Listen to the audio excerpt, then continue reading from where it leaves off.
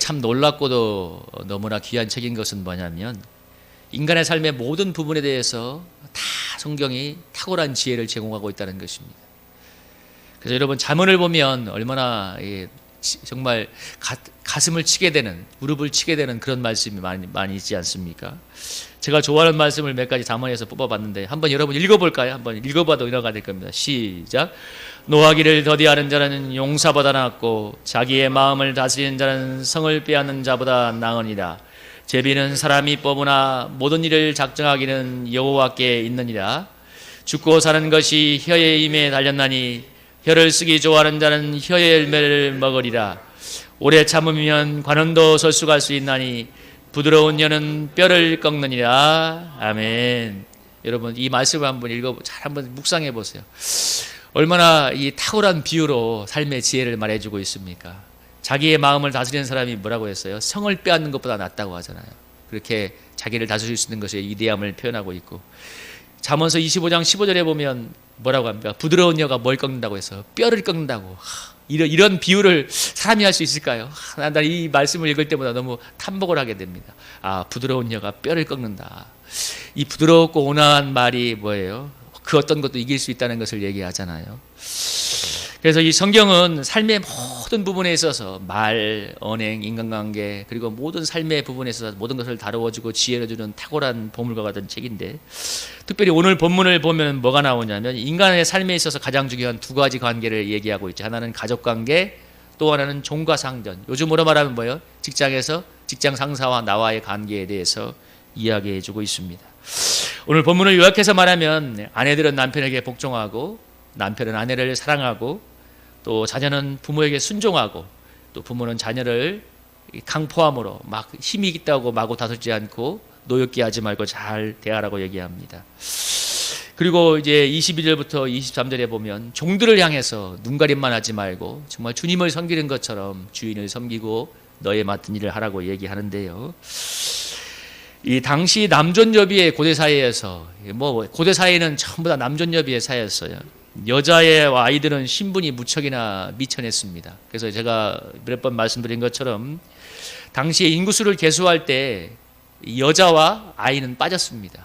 그러니까 그 히브리 백성들이, 유대인들이 이스라엘 민족이 출애굽할 때 장정만 60만이라고 할 때 여인과 아이는 빠진 거예요. 그래서 요즘 학자들은 300만 내지 400만이 아마 탈출했을 거라고 얘기를 하거든요. 그러니까 수혜도 빠졌어요. 죄송하지만 우리 여성분들이 수혜에서 빠졌어 그냥. 그런 시대였어요. 이런 남존여비의 사회에서 복음이 들어가니까 무엇을 얘기하냐면 인간의 평등에 대해서 얘기했습니다. 인간은 모두 하나님의 형상을 지닌 하나님의 자녀이기 때문에 그 존재로서 평등했다고. 이 200년 전에, 약 250년 전에 이 땅에 천주교가 들어왔을 때 수많은 사회 하층민들이 믿었던 이유가 뭐냐면 이 신분에 대한 평등 때문에 그랬어요. 왜냐하면 너무나 큰 양반과 상노마는 반상의 차별이 있고 엄청난 그 핍박이, 차별이 있었는데 그 성경 말씀에는 모두가 하나님 앞에서 똑같은 하나님의 형상을 지닌 자녀로서 동일하다고 얘기하니까 수많은 하층민들이 그것을 받아들였습니다. 그러니까 그런 현상들이 그 당시 2000년 전에 이 고대 사회에도, 특별히 이 복음이 들어갔던 소아시아나 유럽 사회에 일어났는데요. 그러니까 어떤 일이 벌어졌냐면 여성의 발언권이 세지면서, 쉽게 말해서 전에는 요즘 우리나라 말하면 이렇게 했죠. 그랬잖아요. 남편은 하늘, 여자는 땅이야 해가지고 남편들이 과거에는 유세를 부렸는데 그런 사회였는데, 이 복음이 들어가서 여성들의 이 의식이 깨이고 여성들의 마음이 굉장히 인권이 신장되니까 용기를 얻어가지고 남자에게 놀려졌던 여성들이 남편에게 대들고, 또 교회에서도 여성권의 발언권이 세지기 시작했습니다. 근데 이게 굉장한 교회의 분란이 되었어요. 왜? 너무나 남성 중심의 사회였기 때문에. 그래서 바울이 심지어 뭐라고 얘기했냐면 고린도전서 14장에 보면 하나님은 무질서의 하나님이 아니 화평의 하나님이시라. 그래서 34절에 뭐예요? 여자는 교회에서 잠잠하라고까지 얘기를 했습니다. 왜냐하면 이게 배경이 있어요. 그 당 사회가 너무나 남성 중심의 사회였고, 또 거의 대부분의 얘기들을 남성이 하는 사회이기 때문에, 그래서 여성들은 교회에서 잠잠하라고 너무나 이제 얘기가 할 정도였는데, 또 이런 얘기도 했습니다. 고린도서 11장에 보면 남자의 머리는 그리스도고 여자의 머리는 남자고 그리스도의 머리는 하나님이시니 5절에 보면 이렇게 했죠. 여자에서로서 머리에 쓴 것을 벗고 기도나 예언을 하는 자는 머리를 욕되게 하는 것이 이는 머리를 민 것과 다름이 없습니다. 그 당시 어떤 일이 있었냐면, 요즘도 우리 이슬람 사회가 뭐 여인들이 히잡을 쓰고 다니잖아요. 우리나라도 조선사대에 뭐 어떤 일이 있었어. 여인들이 외출할 때 긴 장옷을 입고 갔지 않습니까? 눈만 이렇게 겨우 나오는. 근데 그 정도는 아니어도 여인들이 머리에 이렇게 큰 터번 같은 것을 이렇게 쓰고 다니는 그런 사회였어요. 근데 여인들이 이제 복음을 영접하고 신분의 해방 뭐 이런 거에 대해서 얘기하니까 우리가 굳이 이렇게 불편한 것을 입고 다녀야 되느냐 해가지고 이 수건을 벗고 교회에 들어온 거예요. 근데 그 당시 사회에서 너무나 이제 남성 중심의 사회였고 이런 것이 익숙했던 사회에서 이런 일들이 용인이 안 되는 것입니다. 예를 들면 100몇 년 전에 복음이 이 땅에 들어왔을 때 여인들이 그 당시만 해도 옷을 어떻게 입고 다니냐면 한복을 입고 긴 장옷을 입고 눈만 빼곡히 했던 사회였거든요. 그리고 길거리에서 누가 남성하고 말을 할 수가 없는 사회였잖아요.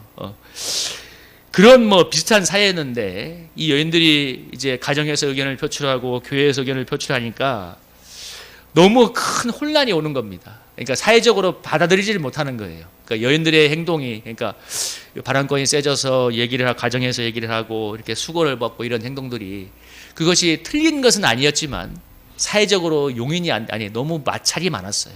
그러니까 그 사회가 그런 이렇게 여인들의 분출을 감당할 수 없는 사회였습니다. 그래서 바울이 이런 배경 속에서 특별히 뭐라고 얘기하고 있냐면, 물론 이것은 첫째는 성경적이긴 하죠. 아내들은 남편에게 뭐예요? 복종하라고 이렇게 얘기합니다.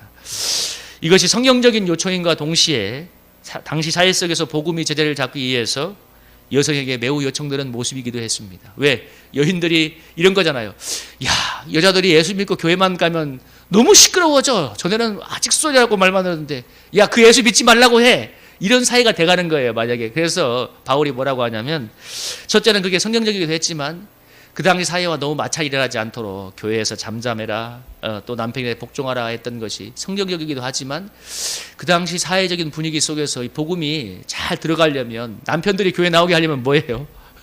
이 성경적이기도 하면서 아내들이 어느 날 예수님 믿었다고 막 성경에 모든 사람은 성은 평등하고 뭐 이렇게 막 신분 예방을 얘기하고 이렇게 얘기를 했으면 남편들이 그 예수 믿지 말라고 하지 않겠어요. 그러니까 바울이 뭐라고 얘기하냐면 여인들에게 이 아내들은 남편에게 복종해라. 이 성경적이기도 하면서 그리고 또 이 복음의 이 덕을 위해서 그렇게 권면을 했습니다.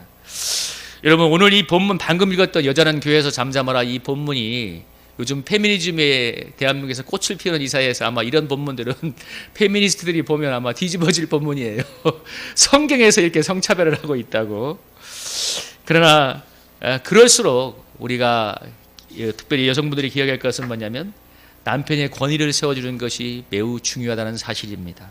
왜냐하면 그것이 여러분 하나님이 만든 가정의 질서이기 때문에 그렇습니다. 이게 참 중요한 거예요. 그래서 남편이 마음에 안 들고 부족해도 권위를 인정하고 세워줄 때 가정의 질서가 세워지고 가정이 온전해지게 됩니다. 독일에 있는 제 선교사 친구들이 그런 얘기해요. 그 서구 사회일수록 여성의 인권이 신장됐잖아요. 그래서 뭐 그 어떤 현상이 벌어지냐면 우리나라도 비슷한데 여성의 남성화, 남성의 여성화 현상이 벌어지는 겁니다. 그러니까 이제 성의 역전 현상이 벌어지는 거죠. 그러니까 이 여자들이 남자아이를 정말 우습게 하고 거꾸로 뭐 가정에서 폭력이 일어나도 여자가 남자를 때리는 경우도 많대요. 독일 막 몸도 좋잖아요. 그런데 문제가 그런 사회가 되니까 뭐냐면 너무 가정이 많이 깨어진답니다. 막 이혼율이 그냥 어마어마하게 급증한대요. 그게 그것 중에 하나가 너무 가정에 하나님이 세운 질서가 무너졌기 때문이라고 우리 선교사님들이 얘기를 하는 걸 들었는데, 반대로 오늘 또 19절에 남편들은 아내를 뭐라고 합니까? 사랑하고 괴롭게 하지 말라고 얘기하잖아요. 에베소서 5장 18절에서 여러분 이렇게 얘기하고 있습니다. 여러분 한번 같이 한번 이것도 읽어볼까요? 한번 읽어보겠습니다. 시작. 이와 같이 남편들도 자기 아내 사랑하기를 자기 자신과 같이 할지니 자기 아내를 사랑하는 자는 자기를 사랑하는 것이니라. 아멘. 오늘 뭐라고 했어요? 자기 자신처럼 자기 몸처럼 아내를 사랑하라고, 그것이 자기를 사랑하는 것이라고 얘기합니다. 여러분, 자신을 사랑하는 만큼 아내를 남편이 사랑할 수 있다면 이 땅에 얼마나 행복한 가정이 많아지겠습니까? 여러분, 우리 그런 가정이 되기를 주님의 이름으로 축복합니다. 근데 저를 돌아보니까 내가 아내를 내 자신만큼 내 몸만큼 사랑하는가 생각하니까 정말 너무 회개가 많이 됐어요. 여러분, 우리 솔직히 저나 여러분이라 얼마나 나를 끔찍이 생각합니까?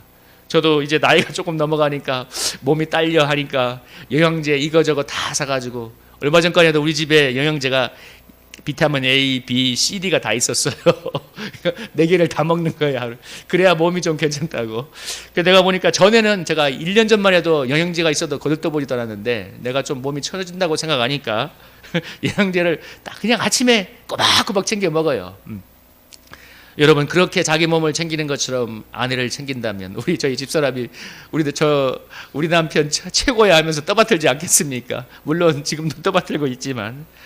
근데 저도 이제 요즘 어려움 때문에 일도 하고 목회도 한다고 해서 집에서 그냥 쉬고만 싶은데, 그러니까 우리 집사람을 보니까 우리 집사람도 직장 일도 해야 되지, 가정이 오면 가사 일도 해야 되지, 정말 파김치가 되는 것을 봅니다. 그래서 제가 어느 순간 하나님 성령님이 깨닫게 하더라고요. 야, 너 밥을 먹었으면 네가 좀 설거지 좀 해라. 그래서 왜냐하면 제가 하려면 집사람이 하는 거잖아요. 그래서 내가 쉬고 싶은 마음을 조금이라도 부인하고 설거지와 청소를 도와야겠다는 성령님의 깨달음이 있었습니다. 그래서 좀 해주려고 하는데, 근데 오늘 본문을 보면서 사랑한다고 말하는 게 아니라 내가 좀 더 부지런히 몸을 눌려서 도와주는 게 정말 사랑이구나. 뭡니까? 자기 아내 사랑하기를 자기 자신처럼 하라고 하잖아요. 여러분, 우리는 우리 몸을 얼마나 아낍니까? 내가 피곤하면 안 하려고 하잖아요. 반대로 아내도 똑같은 거예요. 내가 피곤하면 아내도 피곤한 겁니다. 그걸 생각해서 내 몸처럼 생각해서 도와준다면 여러분 정말 아름답고 행복한 가정이 될 줄로 믿습니다. 우리 이렇게 바울은 이렇게 부부관계를 얘기한 다음에 자녀와 부모의 관계를 얘기하죠. 하나는 부모에게 순종하고, 또 부모는 자녀가 자기 소유물처럼 또 권위를 가지고 너무 강압하지 말고 마음을 이렇게 힘들게 하지 말라고 얘기합니다. 그러면서 마지막으로 무엇을 얘기하고 있냐면 종과 주인의 관계를 권면하고 있죠. 여러분, 이 얘기하고 있지 않습니까? 여러분, 22절 23절 한번 같이 한번 읽어볼까요? 22절 23절입니다. 시작. 사람을 기쁘게 하는 자와 같이 눈가림만 하지 말고 오직 주를 들어와여 성실한 마음으로 하라.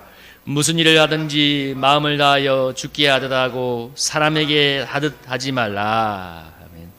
이 당시에 종들, 노예들은 어떤 출신이 많았냐면, 물론 뭐 이런저런 이유로 노예가 종이 되었겠지만, 당시는 전쟁이 많은 시대니까 전쟁에서 풀인 전쟁 프로가 그렇게 많았답니다. 근데 이 전쟁 프로가 누구냐면, 물론 하층민도 있었겠지만 저쪽 사회에서 왕족이나 귀족, 뭐 예를 들면 부족의 부족장 자녀들, 그러니까 상류층이나 엘리트들도 굉장히 많았어요. 근데 자기 나라에선 사회 상류층에서 정말 이렇게 모든 것을 누리고 살던 사람이 어느 날 전쟁에 나가서 전쟁 포로가 잡혀서 이 적국에 노예로 팔려온 겁니다.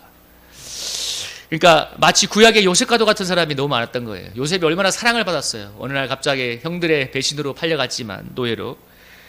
근데 당시 주인들은 노예를 사람으로 취급하지 않았어요. 그래서 로마의 지금 고대 문서에 보면 이 노예는 사람이 아니라, 이게 노예가 죽으면 사망이 아니라 뭐라고 얘기하면 손망실로 기록했대요. 물건을 잃어버린 걸로. 그러니까 개념이 그런 거였어요. 그러니까 가축을 잃어버린 거와 똑같았기 때문에. 그러니까 여러분, 뭐 종에 대해서 인격적인 대우를 했겠습니까? 아파? 뭐 아파? 하면서 일을 시키고, 여차하면 두들겨 패고, 째찍으로 때리고, 병들면 버리고, 그야말로 뭐 학대하는 사회였겠죠. 인권이 어딨겠어요. 그러니까 여러분, 종들이 주인을 어떻게 생각했겠습니까? 그런 사회였기 때문에. 이런 노예들이 있었다면 간단했겠죠. 주인에게 뭐예요? 눈치만 보고 어떻게든 내가 주인의 괴롭힘을 당하지 않고 몸만 편하면 된다. 얼마나 눈치 보고 눈가림만 했겠어요. 그런 배경에서 이 나온 말씀입니다. 그러니까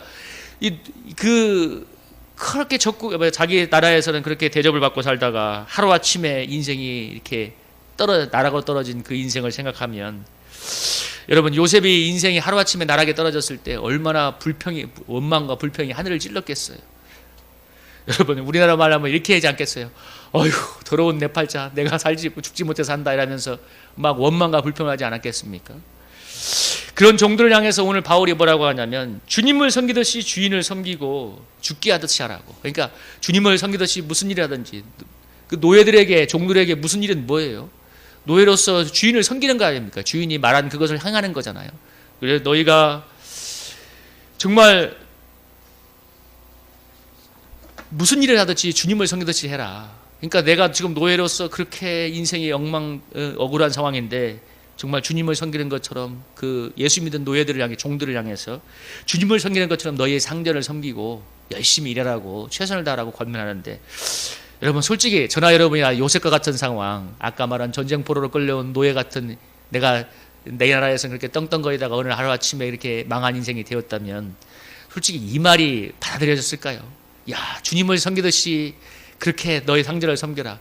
어제만 해도 내가 일 못한다고 나를 두들겨 패고 욕을 하던 그 상전, 기회만 생겨봐라 내가 한번 복수할 거다 하고 싶은 그 상전을 향해서 네가 주님을 섬기듯이 그 상전을 섬기라고 할 때 여러분 정말 마음으로 받아들이지 않았겠죠.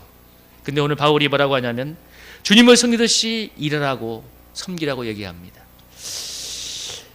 여러분 어떤 상황에도 주님을 섬기듯이 일하고 사람을 섬기면 놀라운 역전이 일어나는 것을 믿으시기 바랍니다. 참 여러분 이 말씀을 제가 자주 인용하는 말씀 중에 하나죠. 여러분 요셉이 끌려왔을 때 여러분 2절에서 한번 2절 한번 같이 한번 읽어볼까요? 한번 읽어보겠습니다. 시작. 여호와께서 요셉과 함께 했으므로 그가 형통한 자가 되어 그의 지인 애굽 사람의 집에 있으니, 그 3절 4절까지 한번 읽어보겠습니다. 시작. 그의 주인이 여호와께서 그와 함께 하심을 보며 또 여호와께서 그의 범사에 형통하게 하심을 보았더라. 요셉이 그의 주인에게 은혜를 입어 섬기매 그가 요셉을 가정 총무로 삼고 자기의 소유를 다 그의 손에 위탁하니. 5절까지 한번 읽어볼까요? 그가 요셉에게 자기의 집과 그의 모든 소유물을 주관하게 한 때부터 여호와께서 요셉을 위하여 애굽 사람의 집에 복을 내리심으로 여호와의 복이 그의 집과 밭에 있는 모든 소유에 미친지라. 아멘.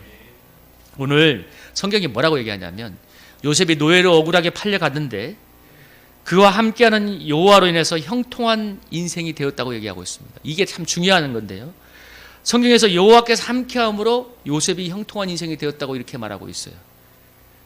그러니까 하나님이 요셉의 인생에 함께하니까 그의 하는 모든 일이 복이 되고 주인의 집도 복을 받아서 주인이 그 요셉과 함께하는 하나님으로 인해서 요셉에게 모든 것을 맡기는 인생이 되었죠. 여러분 요셉에 대해서 우리가 너무나 많이 들었지 않습니까? 어떤 유명한 목사님은 은퇴할 때까지 50몇 번을 설교했다 하더라고요. 요셉에 대해서. 요셉이 얼마나 많이 이 성경에서 등장해요. 우리가 설교에서 등장해요. 근데 요셉의 인생에 여호와께서 함께해서 형통했다고 하는데, 여러분 우리가 한번 고민을 해보면 건 뭐냐면, 여러분 요셉의 인생에 함께하는 하나님이 우리의 인생에도 함께 하잖아요. 여러분 믿습니까? 요셉의 인생에도 함께하는 하나님 우리의 인생에도 함께해요. 그러나 여러분 저나 여러분이나 우리가 요셉처럼 형통하지 못할 때가 많아요. 여러분 한번 가슴으로 대답해 보세요. 요셉처럼 형통합니까? 저 솔직히 그렇게 질문이 대답이 안 나와요. 왜 차이가 발생할까? 분명히 하나님은 우리와 함께 하지만, 그런 면에서 요셉과 동일하지만, 그러나 우리가 하나님과 함께하는 측면에서는 요셉과 차이가 있다는 것을 우리가 솔직히 인정해야 됩니다. 그러니까 하나님이 우리와 함께하지만 과연 내가 하나님과 함께하는가, 하나님과 어떻게 함께하는가에서는 차이가 있다는 것이죠. 여러분 하나님이 함께한다는 뜻이 무엇일까요? 물론 우리가 늘 주님을 묵상하고 항상 기뻐하라, 시집을 알고 기도하라, 범사에 감사하라, 그런 삶을 사는 것도 맞죠. 근데 지금 내가 처한 상황에서 하나님이 나와 함께한다는 것을 믿는 것은 뭐냐면, 우리의 마음 중심으로 지금 이 상황을 하나님의 주권으로 인정하고 그 주권에 순종하는 것을 말하죠. 주권을 인정한다는 말이 뭐냐면 지금 주어진 이 상황에 대해서 순종하는 것을 말합니다. 구체적으로 내 삶을 둘러싼 상황 속에 하나님의 주권에 순종한다는 거죠. 여러분 이번에 다니엘 기도회 때 마지막 날에 정윤선 대표가 그랬잖아요. 자기를 초등학교 때, 중학교 때, 고등학교 때 그렇게 학대했던 그 괴롭힌 어머니가 대학교 가니까 뭐라고 했어요? 돈을 벌기 위해서 술 장사를 시작했다고 하잖아요. 술 장사를 시작했는데 그래도 그 가족의 그 어머니와 가족들을 묻기 위해서 이 정윤선 대표가 이게 옳은가 안 옳은가를 따지지 않고 어머니와 술 장사를 함께 했다고 하지 않습니까? 저는 그 정윤선 대표를 생각해보면서 나라면 어떻게 했을까 한번 생각해봤습니다. 과연 내가 초등학교 때부터 중학교 때, 고등학교 때 한 10년간 그렇게 새어머니한테 학대를 받다가 내가 대학교 가서 뭔가 살만한 나이가 되니까 나보고 야, 너 나랑 같이 술 장사하자 할 때 저라면 아마 그랬을 것 같아요. 당신이 하세요 하면서, 뭐냐면 그리고 또 내가 믿는 사람이었다면 성경을 들이미지 않았겠습니까? 아니 어떻게 믿는 사람이, 아니 어머니도 지금 교회 다니는 분이 어떻게 술 장사를 해요? 근데 정윤선 대표가 어머니와 하나 되기 위해서 힘든 것을 반도하고 함께 술 장사를 했잖아요. 여러분 요셉이 하루아침에 노예로 팔려간 걸 한번 상상을 해보면, 내가 어느 날 참 억울하게 어느 나라에 섬나라에 정말 노예처럼 팔려갔는데, 여러분 그런 상황이 된다면 정말 정신적인 피닉이 오지 않겠습니까? 그런 상황은 상상하기도 힘든 거죠. 여러분 그런 상상하기 힘든 상황을 정말 하나님의 주권이다 이렇게 인정하고 받아들이는 게 여러분 쉽겠습니까? 이제 그만 하나님의 주권이야. 저나 여러분이나 그렇게 쉬울까요? 여러분 제가 아까 원으로 들어가서 나를 오늘도 아침에도 내가 일 못한다고 때리던 그 주인에게 나를 학대하는 이 주인을 주님이 주신 주권입니다 인정하고 주님을 섬기듯이 섬기라고 하는 그 말이 마음에서 튕겨나가지 않았겠어요? 속으로 그럴 거 아니야. 에이 노맨이다. 이게 무슨 여러분 요셉이 그렇지 않았겠어요? 내 인생이 하루아침에 이렇게 쫄딱 망했는데 얼마나 마음이 힘들겠어요? 그 주권이 인정이 됐겠냐 말이죠. 요셉이 얼마나 마음이 힘들고 사랑과 하나님이 원망이 됐겠습니까? 정윤선 대표도 얼마나 마음에 많은 갈등이 있었겠어요. 야, 나를 그렇게 10년 동안 학대하던 부모가, 어머니가 나보고 같이 술 장사하재. 그래서 요셉의 인생에 여호와께서 함께하여 그의 힘든 마음을 붙잡아 주지 않았다면 요셉이 그런 인생을 살 수 없었던 거죠. 그래서 성경이 뭐예요? 여호와께서 함께하심으로 그가 형통한 인생이 되었다고 말합니다. 중요한 것은 여기서 여러분 중요한 거예요. 하나님이 나와 함께하지만 요셉의 중요한 점은 뭐냐면 그 힘든 내 인생에 함께하는 하나님을 붙들고 의지해서 그 상황 속에 하나님이 주신 뜻에 순종해서 그 자리에서 최선을 다했다는 것입니다. 그래서 놀라운 인생 역전의 주인공이 되었지 않습니까? 여러분 요셉 우리 목사님들 얼마나 많이 설교해요. 저도 한번 요셉 4년 동안 설교 요셉이 들어간 횟수를 생각해 보면 20번은 되는 것 같아. 얼마나 고마운지 몰라. 여러분 그 자신을 학대하던 그 어머니와 함께 술 장사를 하면서까지 어머니를 품었던 그 정윤선 대표가 끝내 나중에 어머니가 그랬다잖아요. 내가 잘못했다고 사과를 하고 하나가 되고, 그리고 뇌종양인 남편을 주발하기 위해서 어쩔 수 없이 가정경제를 꾸리게 했던 그 디자인 회사를 하나님이 축복해 주셔서 지금은 직원 수십 명을 거느린 디자인 회사 대표가 되었지 않습니까? 여러분 그게 말이 쉬운 거지 그 쉬운 상황이 아니거든요. 제가 요즘 한 번씩 보는 취미로 보는 그 탈북자 얘기들에 어느 21살의 북한 여성이 중국에서 돈을 많이 벌게 해준다는 브로커말에 속아서 중국에 갔는데 인신매매를 팔아서 어느 시골의 마을에 팔려간 거예요. 하루아침에 저 중국의 윤용성인가 하는 시골 마을에 팔려갔는데, 그래도 북한 땅에서 아버지 좋은 단간보 밑에서 잘 살다가 아버지가 병이 들어서 집안이 가세가 기울어서 집안을 일으켜보려고 나왔는데 어느 날 이 21살의 꽃다운 아가씨가 저 시골에 인신매매로 팔려간 거예요. 그래서 너무 기가 막혀서 죽으려고 했는데 아무리 생각해봐도 첫째는 하나가 억울한 거였대요. 아무리 생각해봐도 내가 나이가 너무 젊다. 두 번째 또 하나는 아무리 생각을 해봐도 아는 사람이 아무도 없는 이 시골 마을에서 나를 도와줄 수 있는 사람은 남편과 이 시분밖에 없다고 해서, 그래서 그 다음날부터 어떻게 마음을 바꿔먹었냐면 제가 보니까 이 아버지가 간증을 들어보니까 이 아버지가 단간부였는데 내가 보니까 예수님을 믿었던 것 같아요. 이게 했었던 얘기를 보니까 아마 아버지의 기도덕이 아닌가 하는 생각이었는데, 그 안 되는 중국어로 바들바들 떨면서 시어머니한테 첫날 그랬대요. 오 아이니, 제가 어머니 사랑한다고 했는데 바들바들 떨면서 사랑한다고 하니까 시어머니가 너무 불쌍해서 안아줬대요. 야가 그러면서 한 달 동안 시부모의 발을 날마다 저녁마다 닦아줬는데, 근데 한 달이 지나니까 그 시아버지와 시어머니가 발을 닦아주겠다고 왔답니다. 근데 시어머니 시아버지가 서로 발을 닦아주겠다고 싸우더래요. 그래서 왼발은 어머니가 닦으시고 오른발은 아버님이 닦으세요 했대요. 그러면서 시부모님과 관계가 확 바꿔지기 시작하면서, 그래서 이제 그분들의 그 남편과 가족의 헌신적인 도움으로 이 탈북을 해서 중국을 탈출해서 한국에 와서 지금 제2의 행복한 삶을 살고 있고 열심히 교회 다니면서 기도하고 있는데, 여러분 참 그 마음을 먹는 게 쉽지 않잖아요. 물론 내가 살기 위해서긴 하지만 정말 내가 하루아침에 인신매매로 팔려왔는데 그 상황 속에서 내가 시부모의 발을 닦는 마음으로 시부모를 섬기니까 여러분 그 시부모가 지금도 함께 악내하면서 도움이 되는 것처럼 여러분, 요셉이 너무나 힘든 상황이었는데 나와 함께 하시는 그 하나님을 힘입어서 그 상황에 순종해서 아까 그 여인이 시부모의 발을 닦았던 것처럼 주인을 섬겼을 때, 그 도저히 순종하기 힘든 상황에서 순종했을 때 하나님의 요셉의 은성에 형통한 은혜를 주지 않았습니까? 여러분, 무슨 일을 하든지 죽게 하라의 적용편은 바로 이겁니다. 어떤 상황도 하나님의 주권으로 인정하고 그 상황에 순종하는 것입니다. 여러분, 아멘입니까? 한번 적용을 해봐요. 저 청소 일을 좀 하는데 청소하다 보면 쓰레기를 마구 버리는 사람이 있습니다. 아주 단골이 하나 있어요. 얼마 전에 너무나 화가 나서 건물 쪽에 CCTV를 확인해서 좀 혼 좀 내주세요 했는데, 그러나 대부분은 결론은 제가 치우게 됩니다. 왜? 싸워서는 청소가 안 돼요. 여러분, 맨날 갔는데 버려져 있는데 그때마다 주인에게 전화해서 그러면 주인이 저를 바로 자를 거예요. 아우, 말 많은 청소부. 여러분, 그건 청소, 내가 그냥 그 현실을 받아들이고 그냥 아멘하고 청소하지 않으면 청소가 안 돼요. 여러분, 근데 주님은 오늘 저에게 그런 말, 그 더러운 오물을 주님을 섬기는 마음으로 치워라. 참 아멘이 선뜻 안 나왔습니다. 근데 아멘을 해야죠. 아멘 하겠습니다.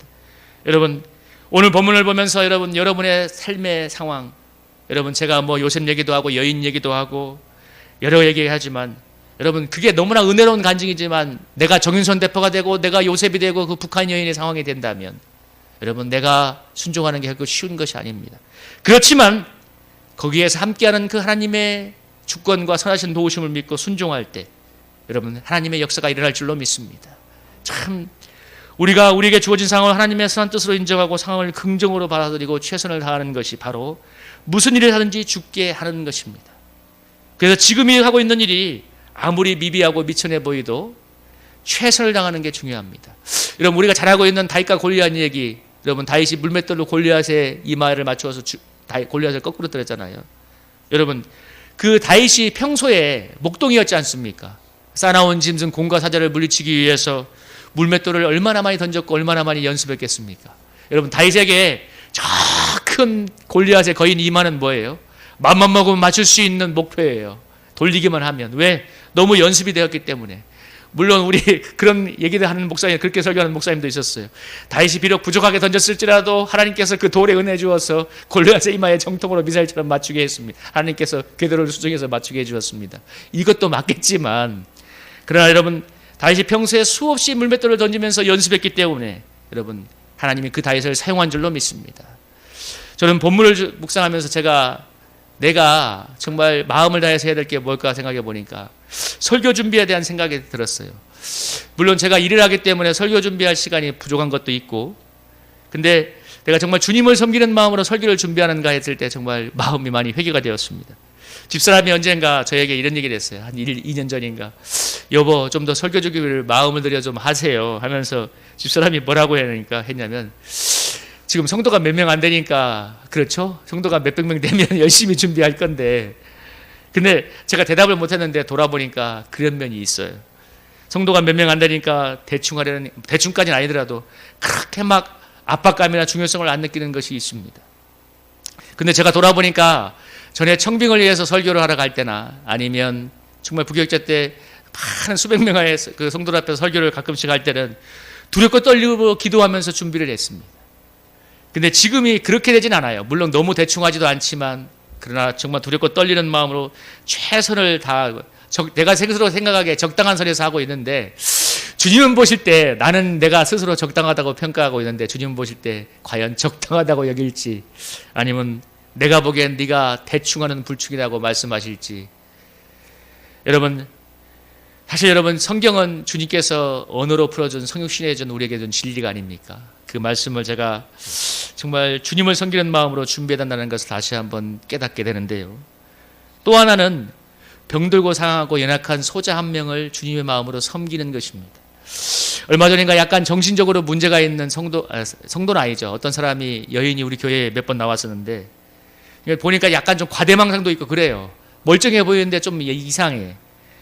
그러니까 제가 좀 사무적으로 대하니까 몇 번 오다가 지금 오지 않습니다. 이제 몇 번 막 오시다가.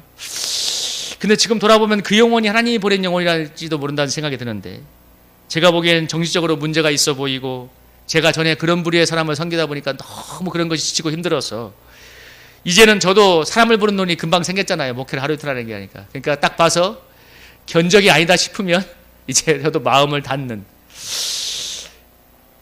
정말 주님이 귀히 여기는 주님의 자녀들인데 저도 힘들고 섬기지 않고 심은 영혼들은 외면을 하는 건 아닌가 생각을 해보게 됩니다.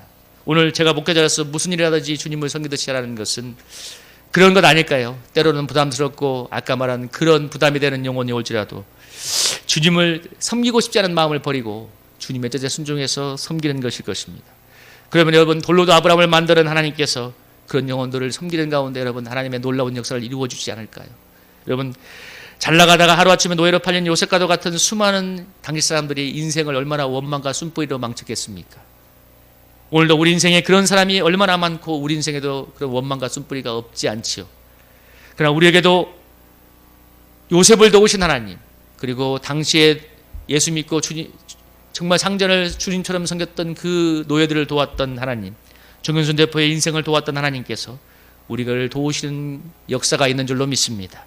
여러분, 우리가 그 하나님을 힘입어서 주님을 섬기는 마음으로 오늘 우리의 삶이 어떠하든 최선을 다한다면 놀라운 역전의 역사가 일어나게 될 줄로 믿습니다. 여러분, 불평과 원망이 가득해도 이상하지 않을 그런 삶이 아름다운 감사와 축복의 향기로 피어나게 될 줄로 믿습니다. 우리 사랑하는 성도님들에게 그런 역사가 일어나기를 주님의 이름으로 축복합니다. 아멘.